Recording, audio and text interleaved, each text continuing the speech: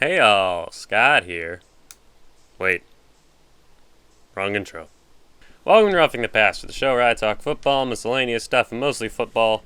I'm your host, Sam Ruffing, and today I'm going to be reading you my thoughts and opinions on Teddy Bridgewater and the Broncos thus far, who are currently 3-0. Heck yes, so if I'm just sounding robotic and reading from a script, well, I am, but I wrote the script, okay? I know it's not the most visually exciting to look at.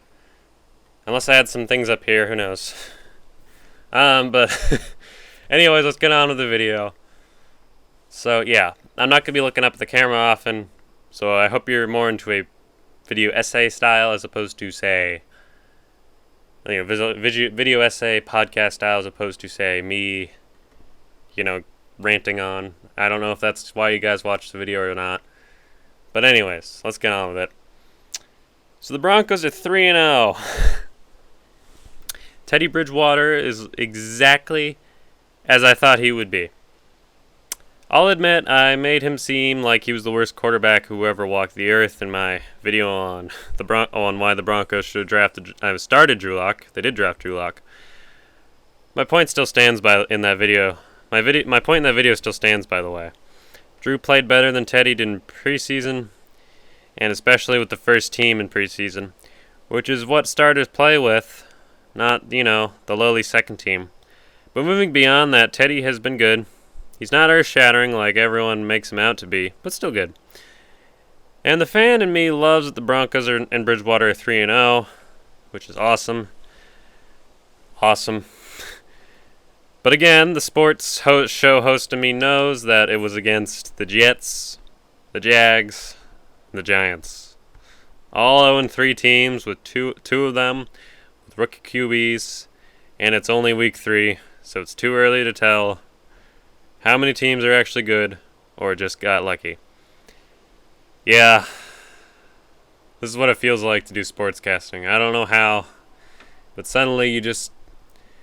Your opinions become too not fan related. I hate it. I miss the days when I started out. Oh well. The real test for Teddy Bridgewater comes in the next 4 games when Bridgewater has to face the Ravens, the Steelers, the Raiders, maybe for the division lead, who knows, and the Browns on the road in primetime. Those are not easy matchups by any stretch of the imagination, and Teddy's going to have to face 3 teams who made the playoffs last year, and a currently undefeated Raiders team, which I did not see coming at all. Now, congrats and by the way, all the 3 teams play in the AFC North, which is impressive as heck. Now, Teddy can play well when the Broncos have a lead and they're playing awful teams like they did the past 3 weeks, or in preseason when they Bridgewater lit it up against the Vikings and Seahawks. Both teams are 1-0 to start the season. But when he had to play a tough Rams team in preseason, a team that never plays their starters in preseason, so it's slightly more embarrassing. And are currently 3-0 and just beat the Tampa Bay Buccaneers. All right, that's a little point towards Teddy. Teddy struggled.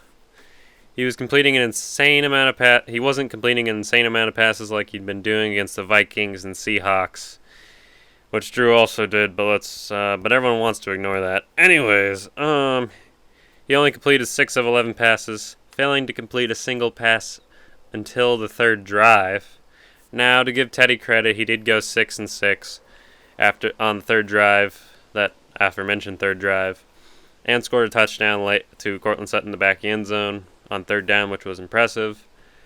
But he didn't look like the Teddy Bridgewater we saw in the other preseason games against crappy teams.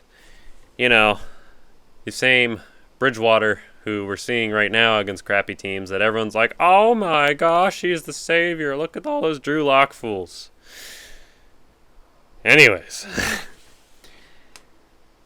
And that was also with the complete healthy offense, Bridgewater fans. Okay, I'm a Bridgewater fan too. Not as much as a Drew fan, but you know what? We're all on the same side. We got to root for Denver. Anyways, and that was also with a healthy offense. Now, Bridgewater is the type of quarterback who needs to be elevated by other players around him. He may not drag down a team, but he certainly won't always be the reason the team wins. And the bad news for Bridgewater and the Broncos are that they are without Jerry Jeudy and Bradley Chubb for the next 2 weeks, and the Broncos also just annoyingly lost talented speedy receiver KJ Hamler for the year with a torn ACL, which stinks so badly. Not to mention the Broncos also lost their 2 starting guards against the Jets. I don't know how long they'll be out. Maybe they play this week. No clue whatsoever. No clue. So with all that, let's see what Bridgewater can do against the Ravens.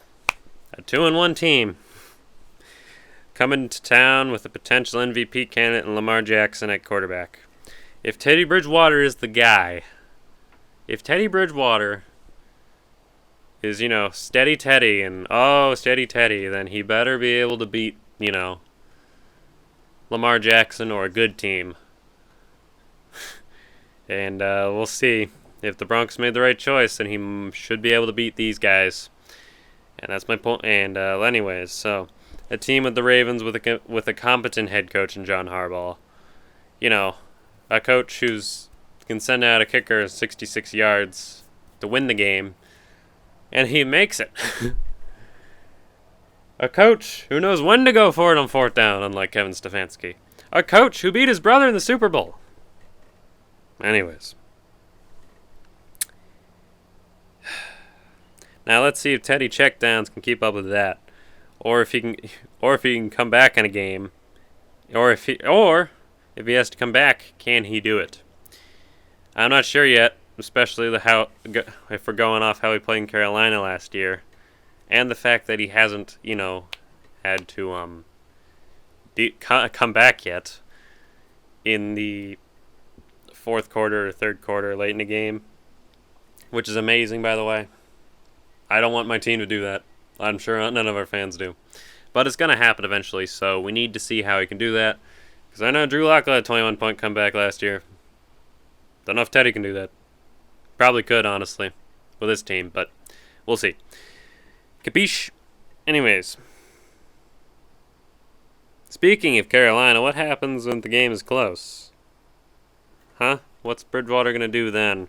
Because last year, Teddy Bridgewater was 3-7 in one-score games.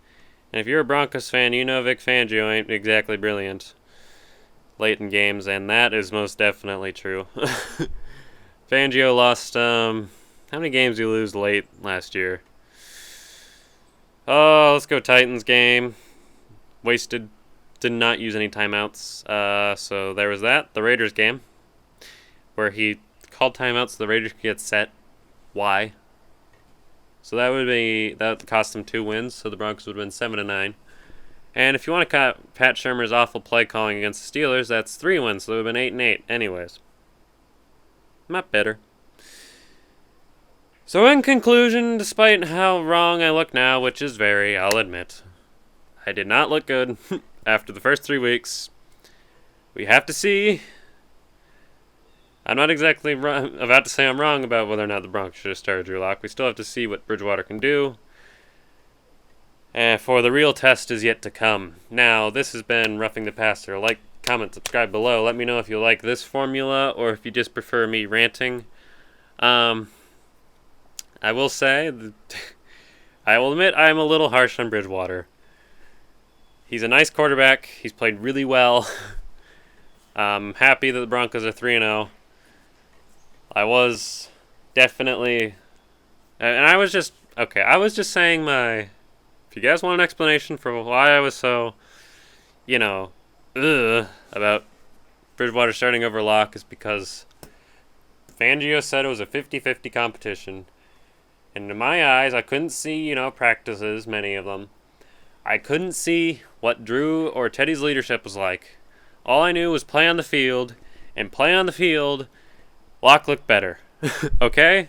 Also, they said it was 50-50, and it did not seem 50-50 from, the fact that Lock is almost going to win the starting job, then he doesn't play as well, and then they just give it to Bridgewater after that, and then I'm just like, huh? That's my grievance. Okay? I'd like to thank you for all for watching this episode. Have a nice day. Like, comment, subscribe, share this with your friends and family. You're all wonderful viewers. See ya.